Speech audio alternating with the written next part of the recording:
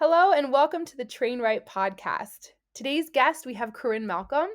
Corrine Malcolm is a professional ultrarunner for Adidas Terrex. She's a coach, an exercise physiologist, and a science writer.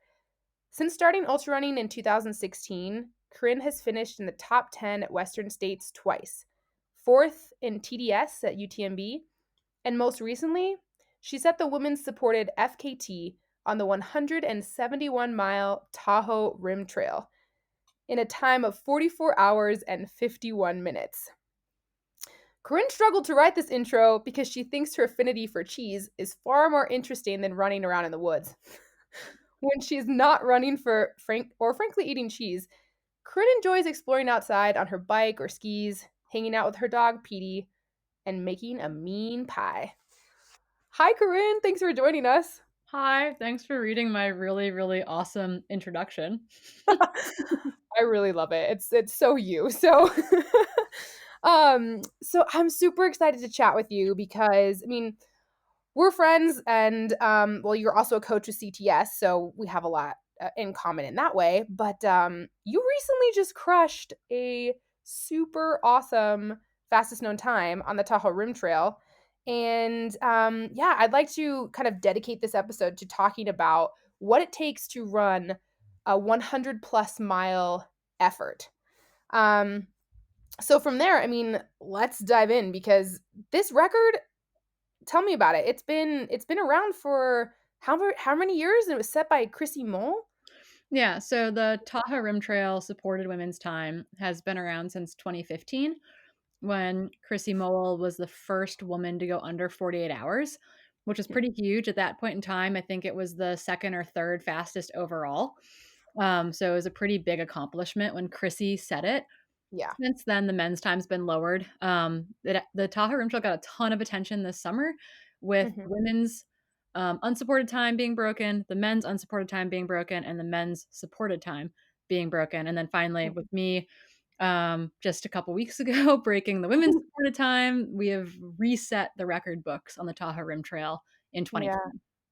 And so correct me if I'm wrong, but your time is the fourth fastest supported record time It's the fourth fastest all time. all time. Yeah, Even supported and unsupported. Yeah, so the men's there the gentleman Jamie Curtin who broke gentleman, that seems very proper.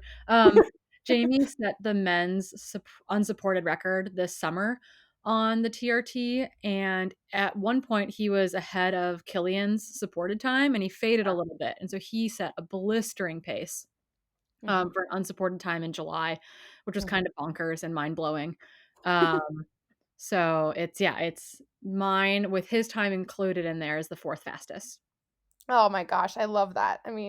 So fastest woman, obviously, and then the fourth fastest time overall. That's like super impressive.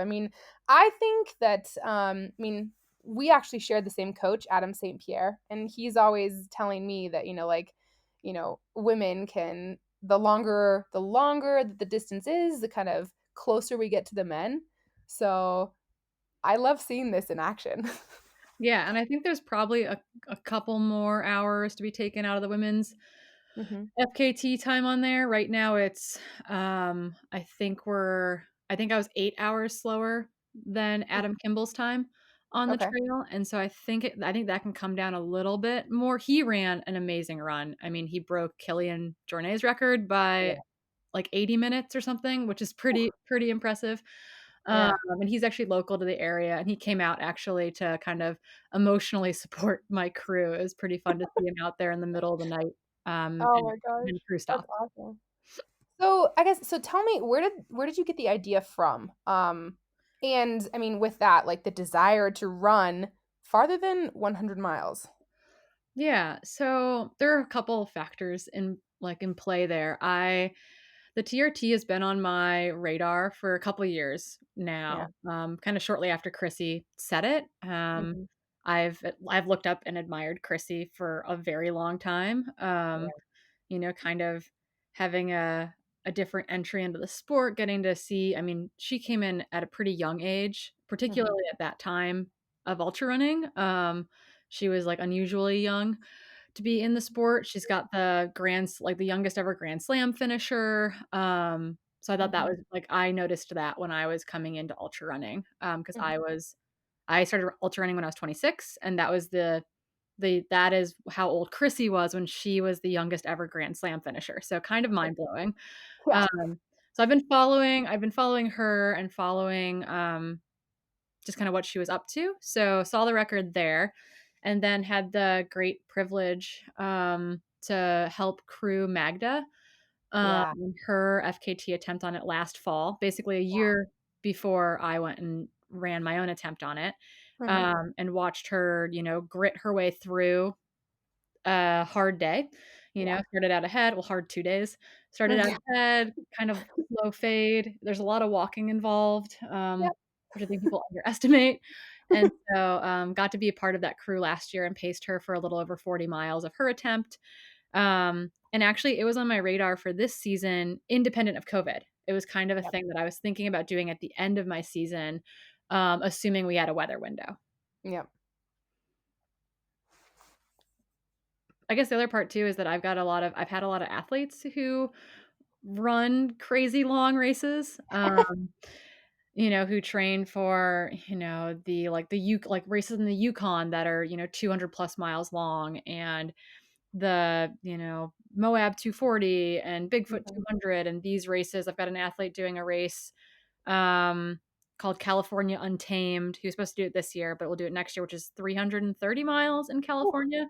So, although I hadn't run further than 102 miles, I've been Mhm. working with athletes training for these mega long events. And so, seeing these athletes go out there and put together, 60 Yeah. hours of running and hiking makes it seem much more approachable, I think, as well.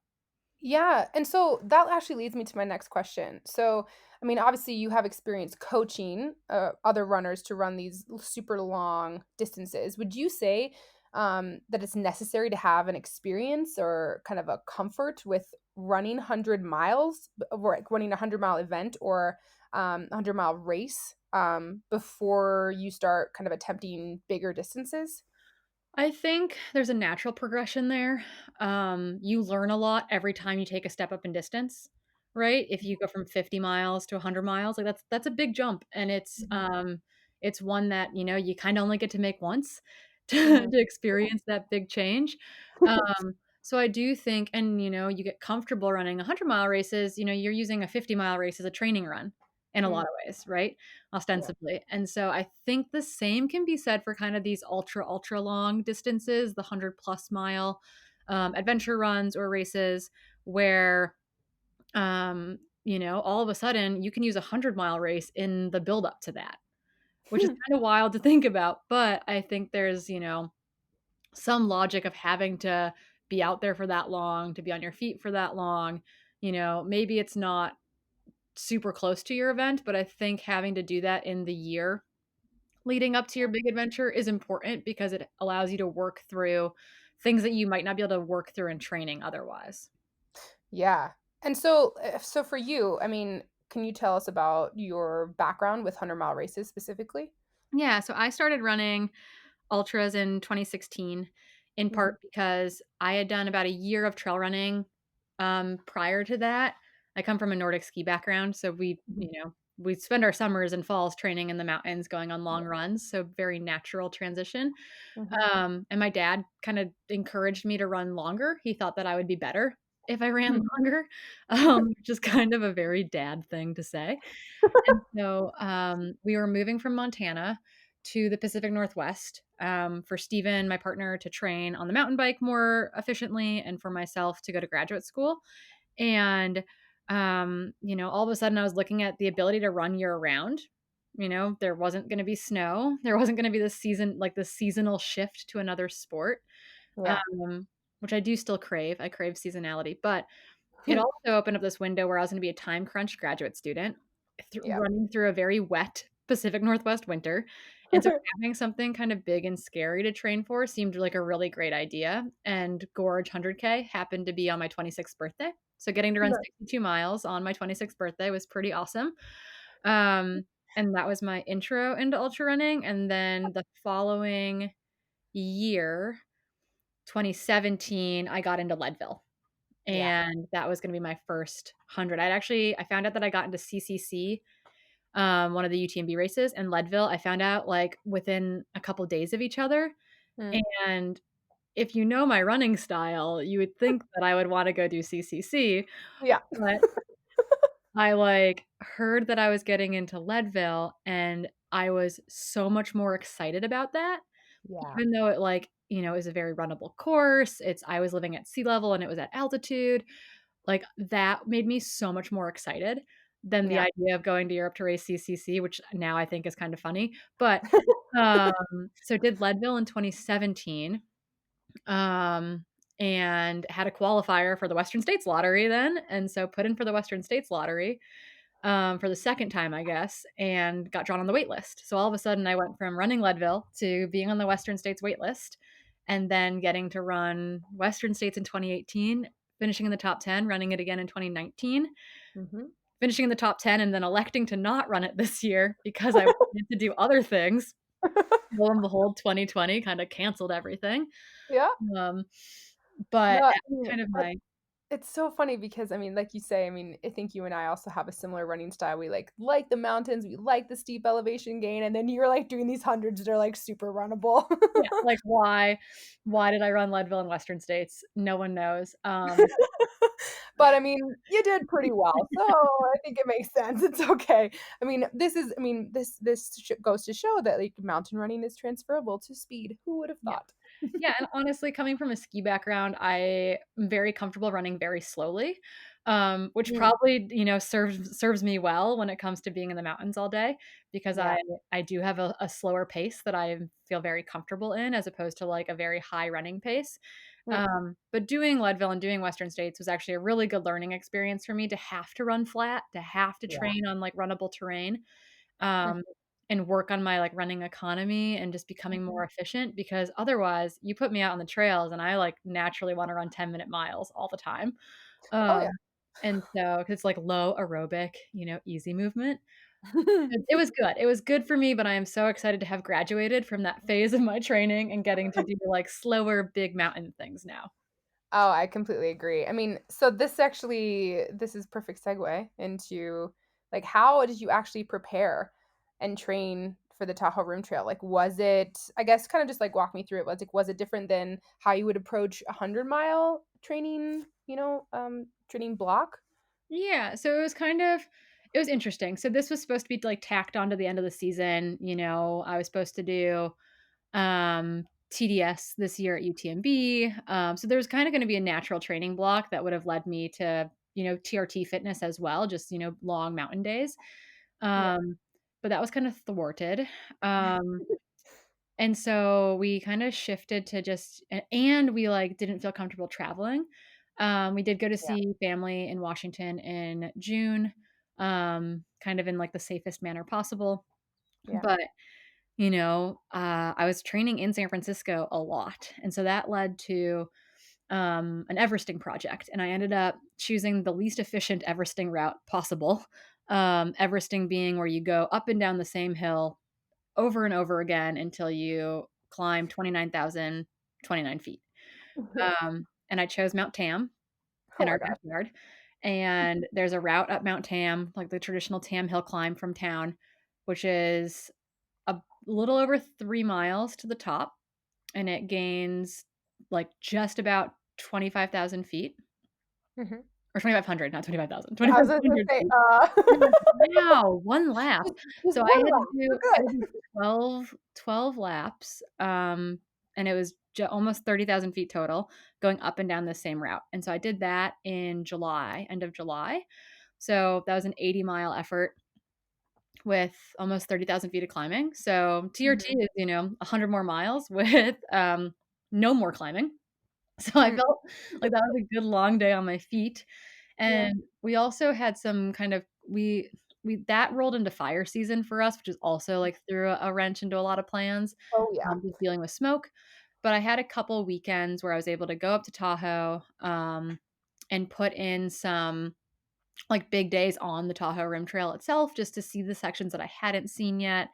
So I did a 40-mile day and a 20-mile day, So just kind of stacking some of that. I did 2 weekends like that, um, which was great. And I think, what I have a lot of athletes do and what I would have done in maybe a more normal year, with more travel capabilities would be doing a little bit more fast packing.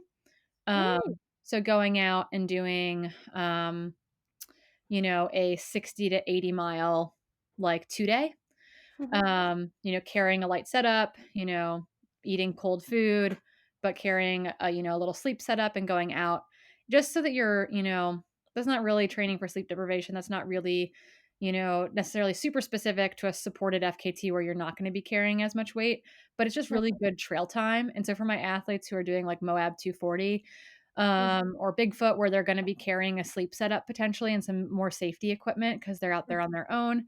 Um, that those fast packing weekends I feel like are super specific and are really practical. So I wish I'd gotten the opportunity to do some of that. I did one fast packing trip the weekend before TRT, so I don't think it had any influence on the actual outcome. Okay, well, I mean, yeah, because I was gonna ask is like, what do you think is most important to help an athlete prepare for? Is it like training for the sleep deprivation or training for kind of having a strategy for how you manage sleep out on the trail? Or is it kind of how you manage food for kind of longer efforts or all day moving efforts when you're not really necessarily eating like a meal, but you're kind of like, doing um I mean, yeah, like what like your nutrition plan. For me, it's like I would use like rice cakes or either little scratch gummies or stuff like this, supplemented with some like real food. But yeah, do you think that those like kind of longer trail times is better to manage the mental aspect or the actual kind of like strategy for quote unquote race day? I think it's a little bit of all those things. Like, it's I think, like, that's why I send athletes out to fast pack because they Yep. need to be comfortable sleeping by themselves overnight on the trail and sleeping, from, like, midnight to 4 AM or 5 AM. You're not getting a lot of sleep out there for racers who are doing, 60+ hour events. Mhm. Um, I actually didn't sleep at all during my FKT. What? Yeah, went straight through. Wait, Um Korean, how is this possible? Because like, I've heard so many different strategies of, sleeping for 20 minutes at a time, like, every few hours and then doing, like, a longer sleep cycle, like, So really? I think if you're going for over 48 hours or closer to over 60 hours, that stuff becomes much more important. If you're gonna be done within that 48-hour window, Mhm. a lot of people can push through that. And so I took advantage of that, and I knew on the second day that there was a chance that I was gonna need a trail nap. And I Mm, told my crew, like, "Hey, if I need a trail nap, like, we're gonna set a timer for 15 minutes, and you're gonna wake me up. Like, you're gonna let me lay there, and you're gonna wake me up." But I never needed one. We just kinda kept moving the whole time. And I didn't take in copious amounts of caffeine. I never got a case of the sleepies. I had some really fun visual hallucinations, but I never got a case where I was like, I need to close my eyes. I need to, like, lay down.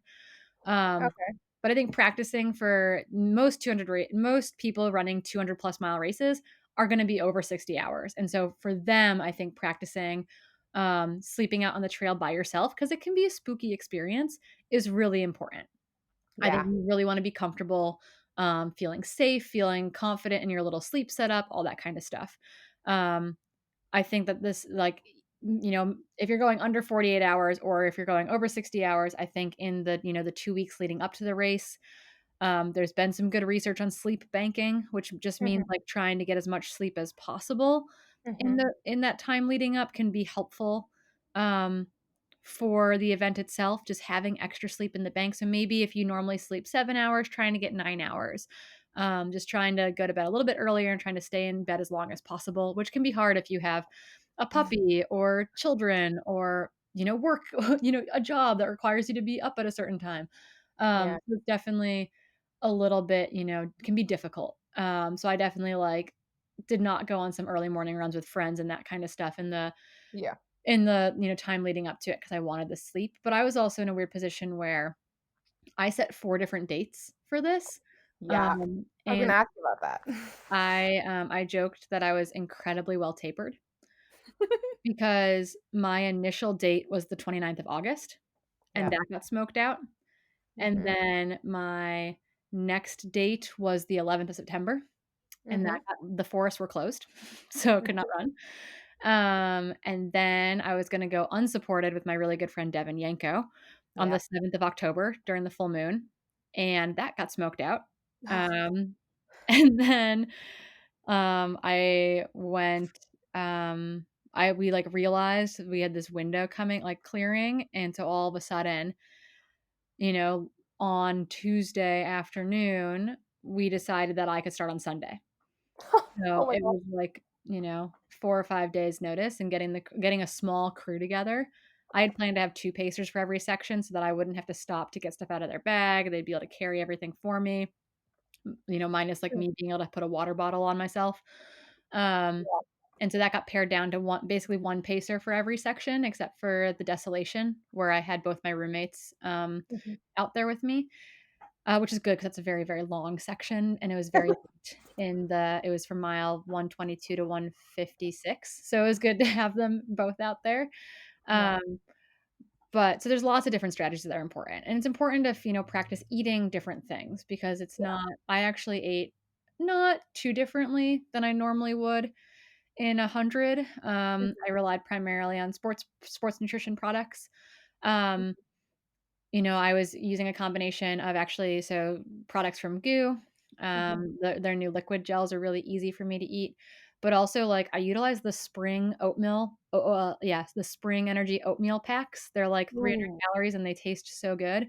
Yeah. Um, so I ate a ton of those, but I also had, like, Snickers bars with me, and I had ramen at my aid station, like, my crew stops. Yeah. And I had a bunch of not liquid, I had a bunch of, mashed potatoes, like instant mashed potatoes when I saw my crew, and then That's they were also mixing, bottles of, GU Roctane recovery drink, mm. and half of those were mixed with, like, a Oatly coffee, like Oh, coffee to go product. nice. Um, so I was getting some caffeine there, so I was, a little bit different. I do drink some recovery drink during hundreds, generally speaking, Mhm.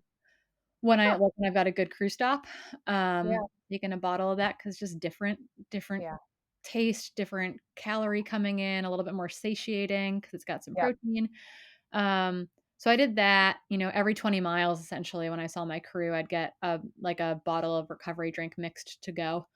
Nice. Um, so it was kind of it was pretty similar to how I eat during 100, but a little bit different in the sense that, like, I was taking in more recovery product and also just, like, some other more like, I saw my crew a bunch, so I got to have a bunch of instant mashed potatoes. But eating got really hard because it was so dusty that my throat hurt really, really badly. Oh. Um, so towards the end, I was also just, like, sticking gummy candies, like, in my cheek and sucking on them until they would, like, dissolve to keep Oh my god. blood sugar up Yep. because I was, like, kinda crashing. Yep. And, I did that so much that I actually had, like, little sores on my tongue, Oh um, gosh. afterwards, but tongues heal really quickly, so it wasn't too bad. Yeah. I mean, see, I think, like, what I hear you saying is just it's important to be able to practice this in real time. So, I mean, you've had experience from 100-mile races of, like, what you know works for you, and so it's either important to have, obviously, like, a designated either race to practice this or, like, training runs to be able to practice these strategies, whether it's sleeping or eating. Um, but, I mean, for you, like, do you think the fact that you were kind of, like, faked out several times, like, several times before, like, attempting this, FKT that it helped you? Like, that you weren't, like, tired or kind of overtrained going into it? Do you think that you would have maybe done too much or been more tired if you hadn't kind of had to, like, be like, overly tapered, I guess, like, Yeah, so preparing? I think I was physically prepared really well. Like, I was Mhm, very well rested. mhm, My training during that time period was kinda funky and all over the place because I was mhm. like, "Is it the off season? Is it not the off season? Like, what am I doing?" Yeah, I love off season, so I, like, was kinda like, "The wind is out of my sails, I'm done, I'm pulling the plug. yeah, I am taking a break." mhm, And so, I was definitely not overtrained going into it, but I think so physically, my body was in a really good spot, yeah, which ultimately, was very beneficial, mhm, but mentally, it was really hard to, like, have the wind taken out of my sails. I mean, all of 2020, right? Like, every yeah, single race cancellation, of course. we had to postpone our wedding, like all sorts of craziness Yeah. this year. And so this, I was like, I felt like I'd constructed this super safe, satisfying adventure for myself, and to have it canceled by, you know, the effects of climate change and Yeah.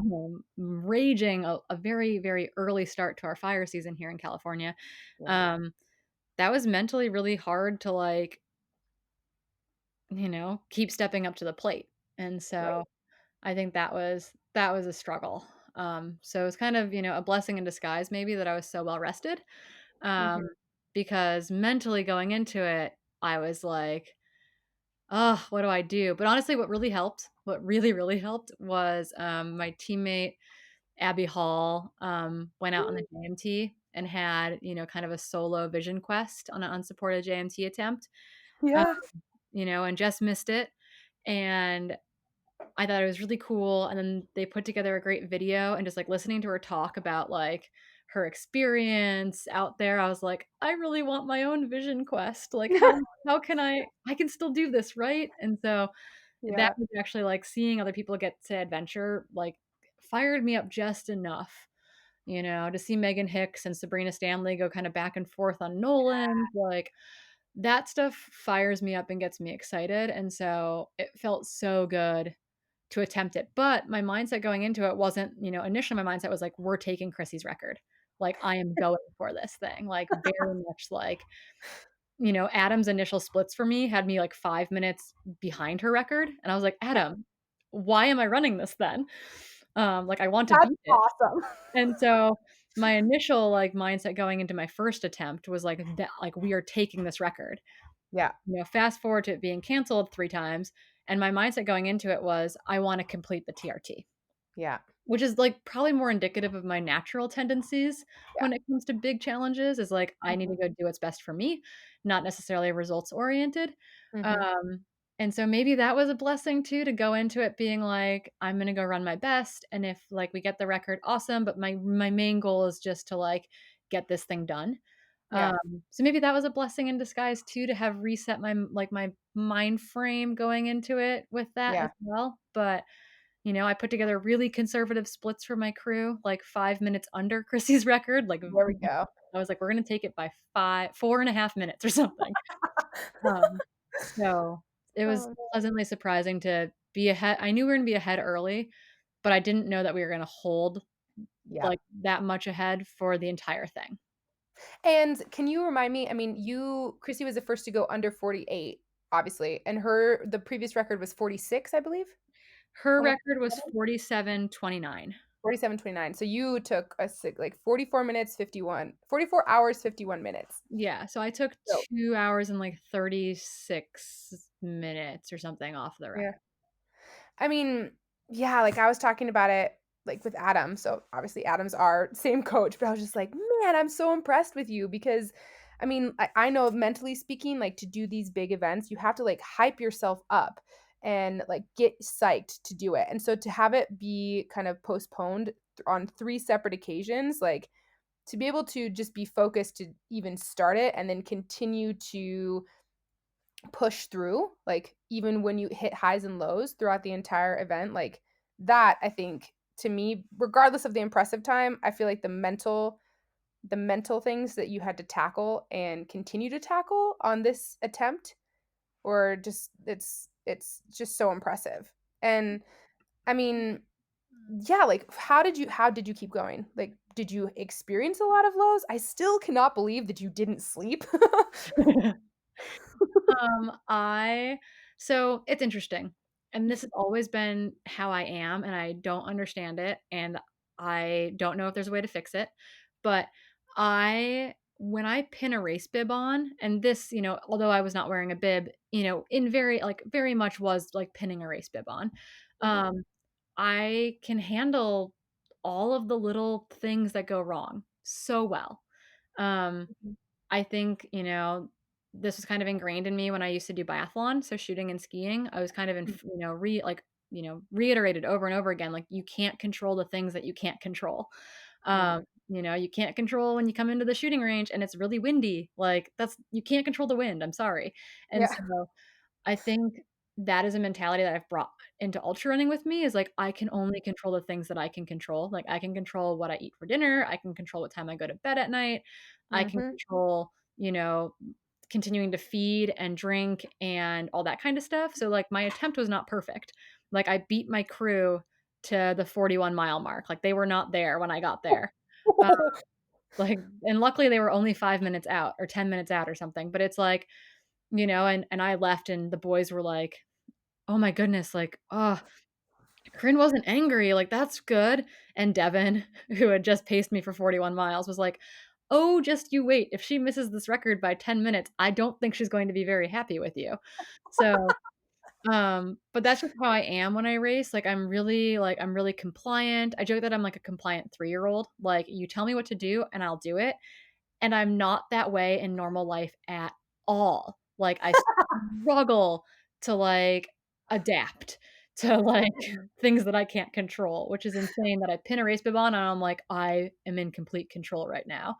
Dude, this is the exact same thing for me, like, I hate uncertainty, I hate it, but then exactly, when you're in a race and something to do with, like, just your constant forward motion, like, you feel like you're in control, and even if, like, shit hits the fan, like, it's okay, Yeah. like, Yeah, yeah. you have a mission and, so it's like my crew is late getting to mile 41, and then at mile, 52, I, projectile vomited, and then like, I lost Patty for a while 'cause, Dude, we separated so he could go filter water, and then he thought that and I was like, "I'm just gonna go continue up the trail, like, so that I don't waste time." yeah, And he, realized when I left him, he's like, "Oh, no, I don't know if she has a headlamp," and it was getting close to, sunset. And so he, tried to come find me and couldn't find me, and so he sprinted back to get water, and then he, sprinted up the trail to try to find me again. oh And my so god. I was on my own for, 6 miles or something, and it did get dark, but I had a headlamp on me and I had gloves, and I just, kept and I had half a soft flask of fluid, and I was like, "Well, I'll just keep going until I get to my crew," you know, like, hopefully Patty didn't die, like, he didn't fall in the Yeah, well or get eaten by a bear, like, he has my spot tracker, hopefully it's fine. So, Patty, come on. I lost Patty, and Patty, called my crew panicked thinking that he had misplaced me. Oh my And truthfully, I was just, walking up the trail, running up the trail, and then, I picked up a new pacer, and he stopped to filter water at one point, and I kept going, and then my headlamp did die, so I had to, stand in the cold by myself for, 10 minutes with in the dark, waiting for him to catch back up to me, and god. then yeah, so it's just kinda like this, this weird, it was not perfect by any means. Yeah. I just felt like I could handle it all, which is pretty cool. Oh man, I love that because I think like half of the things for, I mean, ultra running any distance, it is a matter of problem solving. And I mean, you're a scientist, I'm a scientist. Like that's kind of one of my favorite things about running and running in the mountains in particular because like nothing ever goes to plan. Like Yeah. and No, that's never.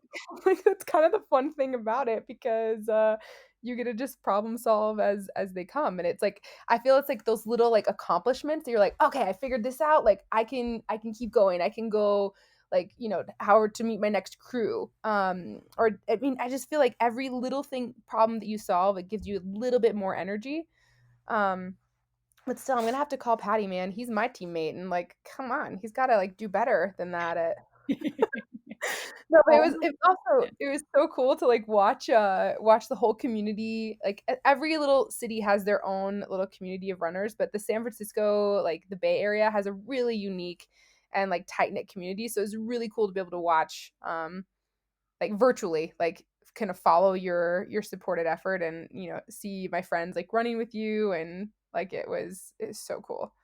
Yeah, it was an awesome, for things not going perfectly, in a lot of ways, this is gonna sound crazy, and people are gonna be like, "Oh, Corinne's such a dick," but it felt easy. It felt, like I had runs in the weeks going up to that where, running 8 miles felt really hard, and we, blasted through 41 miles really, in quotes, "very easily," and so I don't know I don't know what it is about going out and doing these big attempts for me, but I just, I feel really at home doing it, Yeah. I'm a very fast walker. Maybe that's what it's like, maybe that's advantageous, but, it was yeah, I sound like a dick saying that it went like that it was easy, but I had a really good, 2 days of not having to have any responsibilities, not having to, like, have my phone or my email, and just, Yeah. like, getting to, like, do this thing felt, in 2020 felt so good. Oh man. I mean, one of the things that I was so impressed with too is like watching you come to the finish line. I was like, holy crap, she looks like she's moving really well. Like she doesn't look like wrecked at all. And so I mean, I don't think you're a dick. I think it's a testament to how like mentally and physically strong you are. So um that's awesome. But then do you have any more of these kind of longer 100+ mile events on kind of in the back of your mind? Any projects or races? I don't know right now. I mean, ultimately, like, I would love to do, like, TDG in Oh, Europe and that kinda stuff. I kinda joke with oh, Anna, that's my retirement plan. I'm just gonna go dude, long and slow. that's my retirement plan. Let's do it. We're gonna retire together, it's going to be bliss. Um, so nothing, like, on the horizon right now imminently, like, I still don't know what 2021 is gonna look like, Right. racing and, personal project type of things. Mhm. There are some other FKTs that I think are really interesting in the sense that, you know, they are very long, but they're generally tackled in a way where, you run maybe 100K a day, which is not easy. That might be Yeah. harder than running straight for 44 hours. Turns out it does not get easier. Like sleep is great, but it does not get easier to go run again. So there's things like, Yeah. the Washington or Oregon section of the PCT or Mm. the Superior Hiking Trail in Minnesota. I grew up in Wisconsin, so it's like Hmm. those kind of things I think are really appealing, but they're still very different than running straight. So it'd be a different challenge, but still, Mm. a lot of miles, 300 to 500 miles, which seems I don't know, that seems far. Yeah, that seems far. Oh my gosh. But I guess like so to kind of wrap up into I have one final question for you. Okay. Um, so what's your best advice for someone who's thinking of doing and who wants to train for a 100-mile plus event? Okay. So this is kind of my advice to anyone to like, racing who wants to take a step up in distance, be it from, a marathon to ultras or Mm, from, 100 miles to something further and scarier mhm, seeming, is mm, to just not count yourself out, to know that like I think that part of the reason why I go into these crazy, seemingly crazy things is that I just have this total, misconception of or like misunderstanding of my own limitations. Like mhm, I don't know, I've always been that way, like, "Oh, why can't I get a PhD? Oh, why can't I go run very far?" yeah, Um, I think that you can, like, not count yourself out. You can believe that, it's gonna be hard and you're gonna have to put work in, but you can do that. Like, you can run further if you want to run further. If there's mm, something that you're excited about, like, you can make it happen. mhm, Um, and so I think that particularly if you have not yet run 100, I would encourage you to do that, like, kind of as a prep phase. But in general, it's, keep dreaming, like dream bigger. Like if there's something that excites you, be it a link up or a route in your backyard or the TRT or something, akin to that, the Cocopelli Trail or the Arizona Trail, all these really cool long things. Like there's no reason that you can't do it. mhm, Like that's kind of what my advice is. There's no reason why you can't do it. So if there's something that you want to do, go for it. It's gonna be hard work, you're gonna have to do the training, hmm, um, you're gonna go get to spend lots of time outside, but hmm. there's no reason why you can't do that. It's not crazy, it's not insane, um, it's totally possible. Oh man, I love that. You're inspiring me. Too bad it's like winter now, but it's good for it's good for planning. So I'm gonna start doing that now. But I love that to dream bigger and don't count yourself out because I feel like yeah, that mentality is I feel like what got you through all like solving all those problems when things didn't go perfectly and yeah, it's just really cool to see that attitude and you able to crush something as big as the TRT. So, well, Yay. yeah. But with that, it's been such a pleasure talking to you, Corinne. Thanks so much for, taking the time and telling us about your 100 plus mile adventure. Thanks. It's been, I mean, I will always talk to you, but it's a pleasure to have other people listen to us talk. Okay, perfect. Well, so with that, I mean, maybe we're gonna have Corinne on in the future again. So, start planning for the next one.